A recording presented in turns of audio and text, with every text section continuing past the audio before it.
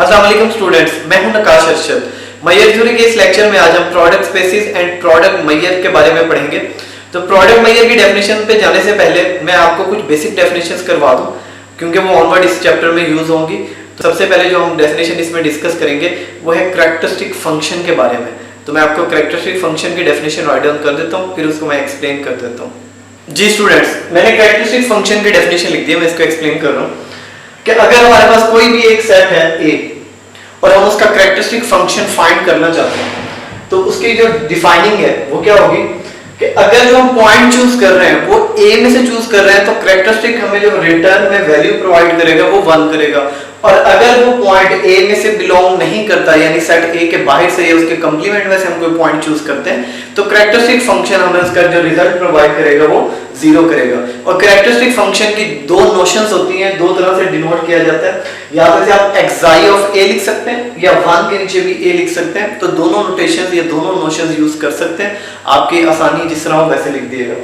तो उसके बाद इसकी कुछ इंपॉर्टेंट प्रॉपर्टीज हैं।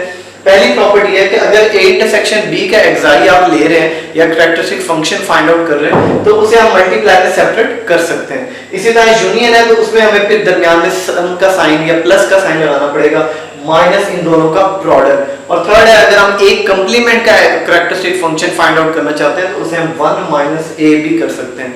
तो इसको यहां से हम ये भी कह सकते हैं कि अगर हम characteristic function of A plus characteristic function of A complement करें, तो उसका जो रिजल्ट आएगा वो 1 आएगा। यानी इन दोनों का जो सम होता है, function characteristic function of A plus characteristic function of A complement, वो हमेशा 1 के इक्वल आता है। तो इसी से हमने ये वाला रिजल्ट जो है वो बनाया है। ठीक है, ये प्रॉपर्टीज ऑनवर्ड यूज होंगी, इनको ज़हन में रखिएगा।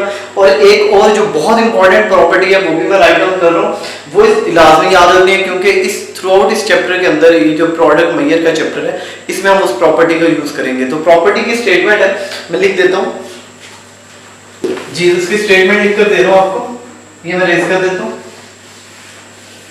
तो फोर्थ प्रॉपर्टी ये है कि अगर हम कैरेक्टरिस्टिक फंक्शन का इंटीग्रल ले लें, ये बेसिकली यहाँ पर जो इंटीग्रल है ये लीबैग इंटीग्रल है, तो हम कैरेक्टरिस्टिक फंक्शन का लीबैग इंटीग्रल लें विद रिस्पेक्ट टू m, तो ये किसके इक्वल होता है? ये मैयर ऑफ ए के इक्वल होता है। यहाँ पे जो स्मॉल m है ये मैयर को डिनोट कर रहा है। ठीक है, इसमें a जो है ये हम d में से चूज करेंगे, a सबसेट होगा d का। तो हम इसको थ्योरेटिकली भी लिख सकते हैं कि Lebesgue integral of characteristic function is equal to measure of the set. ठीक है, तो इसको आपने लाजमी ज़हन में रखना है। और ये याद रखिएगा, अगर हम यहाँ पे m के नीचे x लिखेंगे तो ऑब्वियस है हमें यहाँ पे भी m के साथ x लिखना पड़ेगा, अगर यहाँ y लिखेंगे तो यहाँ पे भी y लिखना पड़ेगा।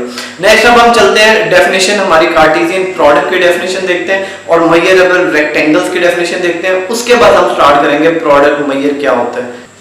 तो देखिएगा first definition, Cartesian product. Cartesian product की डेफिनेशन आप सबको पता है, बस सिर्फ रिमाइंड कराने के लिए लिख दी है कि अगर ए और बी हमारे पास दो सेट्स हैं, तो उन दोनों के कार्टेशियन प्रोडक्ट या क्रॉस प्रोडक्ट को हम ए क्रॉस बी से रिप्रेजेंट करते हैं। और उसके अंदर क्या होता है? उसके अंदर सारे के सारे ऑर्डर्ड पेयर्स होते हैं। ऑर्डर पेयर की तरतीब जो होती है, ए जो होगा वो फर्स्ट सेट यानी ए में से बिलोंग करेगा और बी जो होगा वो सेकंड सेट से बिलोंग करेगा। तो ये हमारा जो ए क्रॉस बी है ये कार्टेशियन प्रोडक्ट कहलाता है। उसके बाद नेक्स्ट डेफिनेशन देखें, मैयरेबल रेक्टेंगल्स। मैयरेबल रेक्टेंगल्स क्या होती हैं कि अगर हमारे पास दो मैयरेबल स्पेसिस हो, पहली स्पेस है x बीटा x और mx। ठीक है, इसमें ये सेट है, ये इसके ऊपर जो अलजेब्रा हम डिफाइन कर रहे हैं और ये इसके अंदर जो हम मैयर डिफाइन कर रहे हैं। इसी तरह दूसरी जो हमारे पास मैयरेबल स्पेस है वो x बीटा y और my है।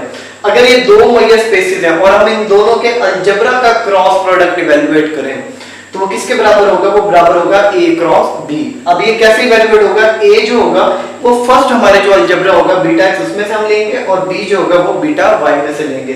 तो a क्रॉस b, यानी हम ये कह सकते हैं कि जितने भी हमारे पास क्रॉस प्रोडक्ट बनते हैं, अगर हम सारे क्रॉस प्रोडक्ट की कलेक्शन बना लें तो उस कलेक्शन को हम नाम देंगे कि वो मैयरेबल रेक्टेंगल्स हैं। उसके बाद प्रोडक्ट मैयर की डेफिनेशन देखिए, अगर हम एक फंक्शन m डिफाइन करें, कहां से डिफाइन करेंगे? मैयरेबल रेक्टेंगल से, यानी इसकी जो डोमेन होगी वो मैयरेबल रेक्टेंगल्स होगी।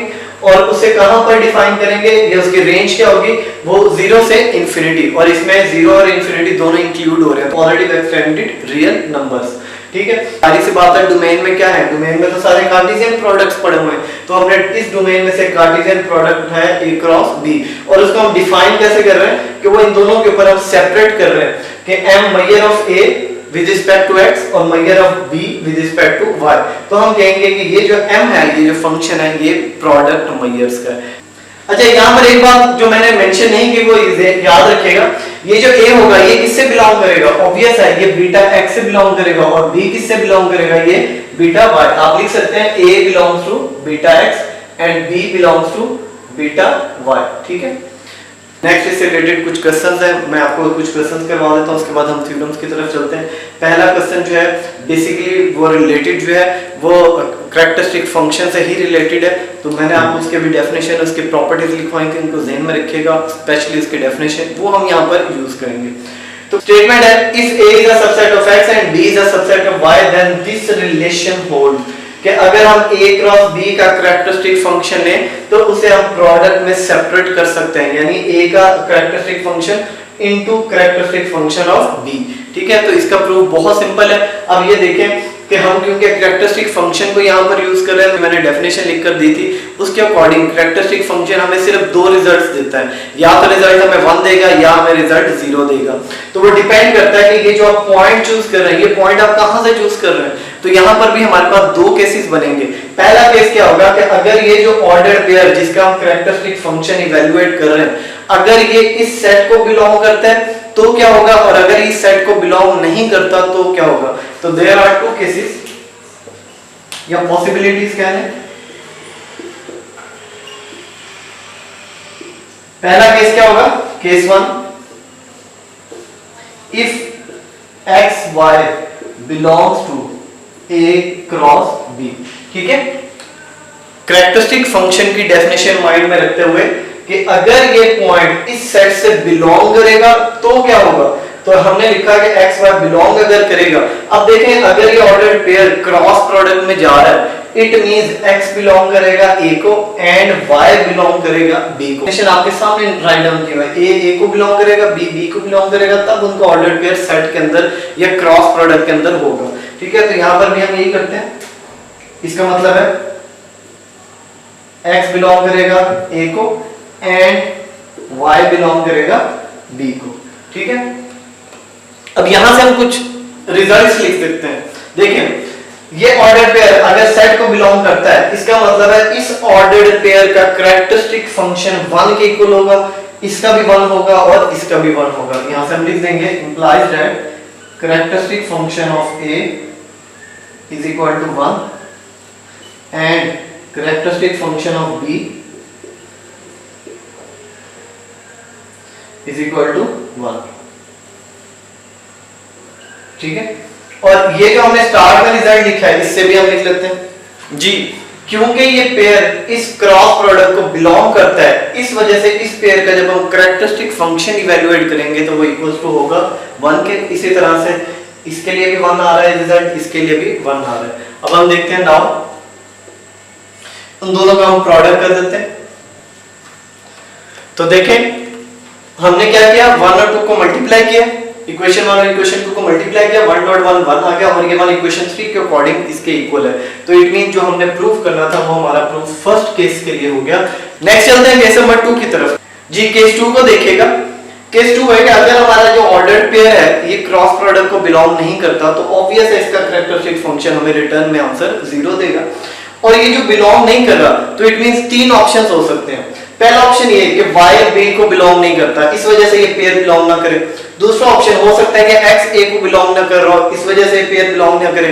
और थर्ड ऑप्शन ये हो सकता है कि ना तो x a को बिलोंग करे और ना ही y b को बिलोंग करे, इसलिए ये हमारा पेयर इसको बिलोंग नहीं करता। ठीक है, तो हम तीनों पॉसिबिलिटीज को देखो, तीनों केसेस में हमें ये रिजल्ट प्रूफ करना पड़ेगा।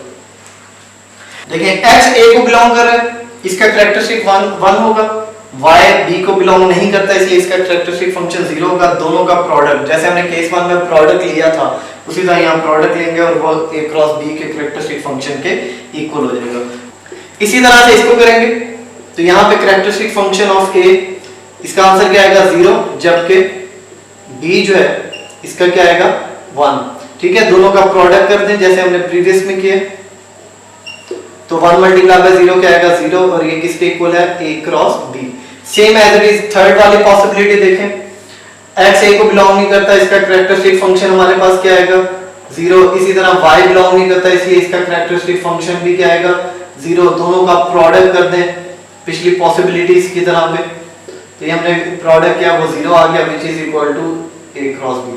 तो देखें हमने दोनों केसेस में प्रूफ कर दिया कि जो characteristic function of a cross b होता है वो बराबर होता है characteristic function of a into characteristic function of b। Next चलते हैं हम क्वेश्चन नंबर 2 की तरफ। जी, क्वेश्चन नंबर 2 की स्टेटमेंट है for any a subset of x b subset of y, हमें प्रूफ करना है, शोड है a cross b complement is equal to a complement cross b union x cross b complement. तो हमें ये relation proof करना है। तो अब और करें तो लेफ्ट हैंड साइड पे भी सेट है, राइट हैंड साइड पे भी सेट है। आप सबको याद है कि अगर हमने दो सेट्स को इक्वल प्रूफ करना है तो उसका बड़ा सिंपल सा हमारे पास मेथड होता है कि हम क्या करेंगे, दोनों को एक दूसरे का सबसेट प्रूफ कर देंगे। इक्वल सेट की डेफिनेशन है, मैं यहाँ पे राइट डाउन कर देता हूँ कि टू सेट्स, डायरेक्टली लिख देता हूँ कि a इक्वल टू b होगा if a is a subset of b and b is a subset of a। तो हम इसी मेथड का यहाँ पर यूज करेंगे। हम क्या करेंगे, पहले हम प्रूफ करेंगे कि लेफ्ट हैंड साइड है वो राइट हैंड का सबसेट है, फिर हम प्रूफ करेंगे राइट हैंड जो है वो लेफ्ट हैंड साइड का सबसेट है। ठीक है, तो उसके लिए देखिएगा, तो हमने क्या किया, सबसे पहले हमने लेफ्ट हैंड साइड में से एक पॉइंट चूज किया। ऑब्वियस है ये क्रॉस प्रोडक्ट है, इसमें जो पॉइंट्स होंगे वो किस फॉर्म में होंगे, वो पेयर्स, ऑर्डर्ड पेयर्स के फॉर्म में होंगे, वो हमने चूज कर लिया। अच्छा, अब क्योंकि ये जो पॉइंट है ये किसको बिलोंग करे, कंप्लीमेंट को, इट मींस ये सेट को बिलोंग नहीं करेगा, a क्रॉस b को बिलोंग नहीं करेगा। और अगर a क्रॉस b को बिलोंग नहीं करता तो यहाँ पर भी फिर हमारे पास तीन पॉसिबिलिटीज बनेगी जैसे क्वेश्चन 1 में हमने बनाई थी। पहली पॉसिबिलिटी या तो y बिलोंग नहीं कर रहा, दूसरी पॉसिबिलिटी x बिलोंग नहीं कर रहा, तीसरी पॉसिबिलिटी क्या हो सकती है कि हो सकता है दोनों ही पॉइंट्स बिलोंग ना करें। तो ये तीन डिफरेंट पॉसिबिलिटीज हैं। तो पहली पॉसिबिलिटी को देखते हैं कि अगर x a को बिलोंग कर रहा है और y b को बिलोंग नहीं कर रहा। अब हम करेंगे क्या, हम कोशिश करेंगे कि ये जो हमने दो पॉइंट्स चूज किए हैं किसी तरह से हम इसको इन दोनों में से किसी एक से बिलोंग करा दें, या तो इस सेट के प्रोडक्ट से बिलोंग करा दें या इस सेट के प्रोडक्ट से बिलोंग करा दें।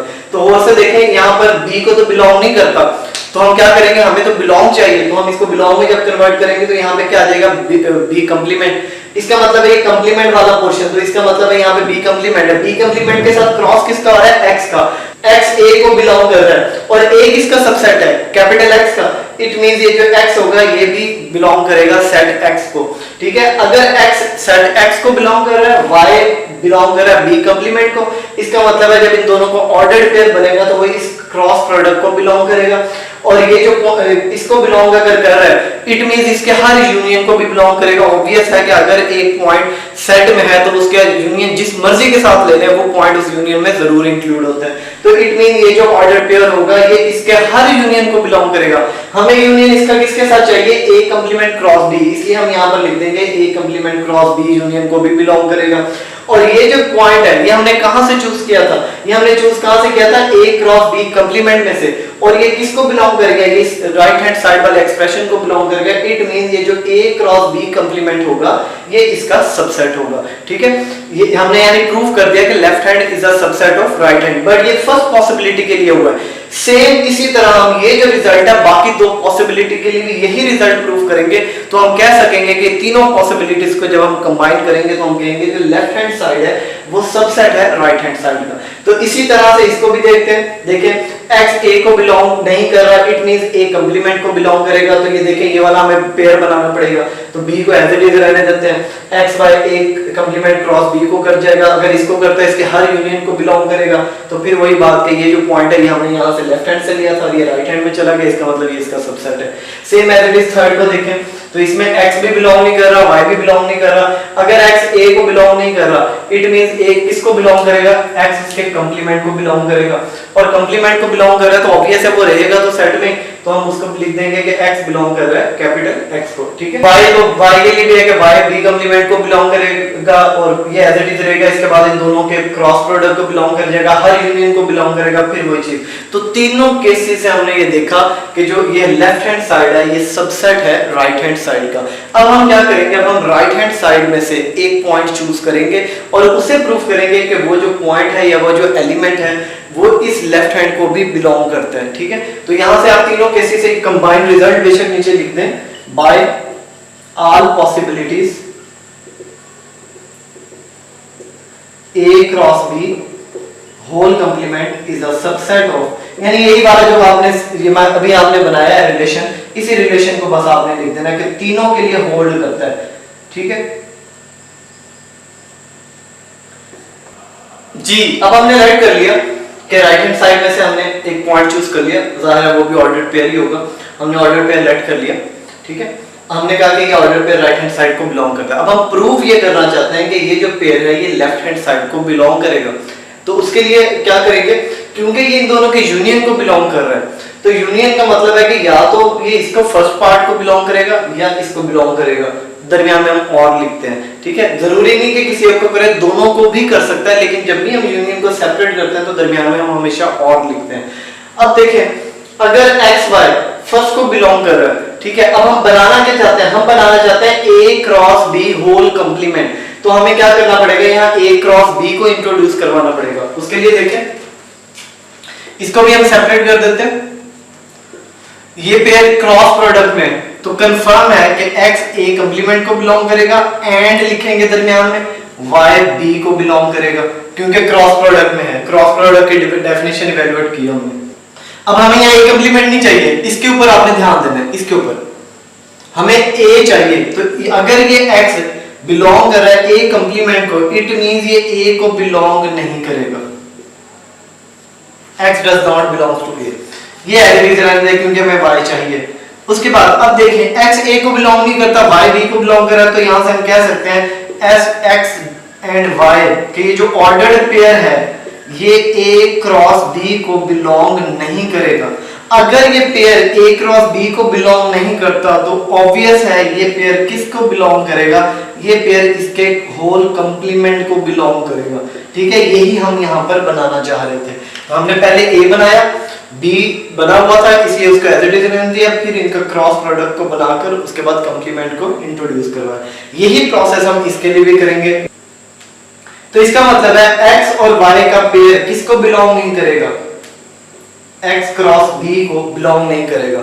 अब जाहिर है अगर X क्रॉस B को बिलोंग नहीं करता तो इट मींस X के किसी सबसेट के लिए भी बिलोंग नहीं करेगा। तो हम यहां से कह सकते हैं कि जो XY होगा ये does not belong to A cross B। तो इसको नहीं बिलोंग करता तो फिर किसको बिलोंग करेगा, ऑब्वियस है फिर ये पेयर इसके होल कंप्लीमेंट को बिलोंग करेगा, ठीक है। तो दोनों रिजल्ट से देखें हमने ये प्रूफ कर दिया कि जो हमने पॉइंट राइट हैंड साइड से चूज किया था ये लेफ्ट हैंड को बिलोंग कर दिया।